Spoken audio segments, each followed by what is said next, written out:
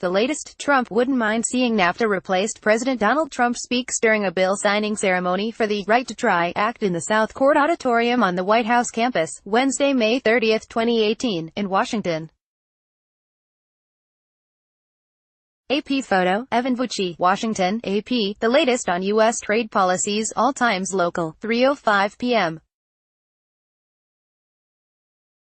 President Donald Trump says he wouldn't mind seeing the North American Free Trade Agreement replaced by two separate bilateral trade deals with Canada and Mexico.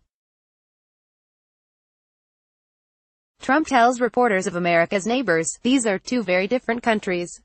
He says NAFTA has been a very lousy deal for the U.S. and says they're our allies but they take advantage of us economically. The U.S., Canada and Mexico have been holding talks to renegotiate the deal.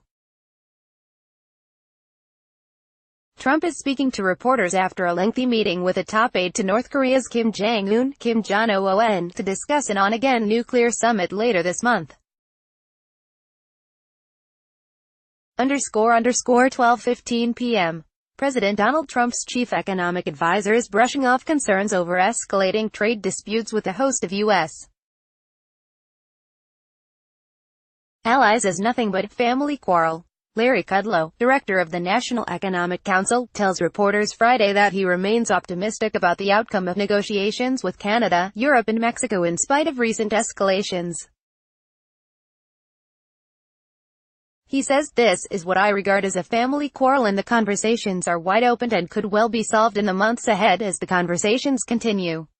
Trump this week announced a 25% tariff on imported steel and a 10% tariff on imported aluminum from Canada, Mexico and the European Union. Countries around the world are already fighting back, announcing retaliatory countermeasures and warning that the U.S. plan will hurt U.S. consumers. 10 a.m. President Donald Trump says Canada has mistreated U.S.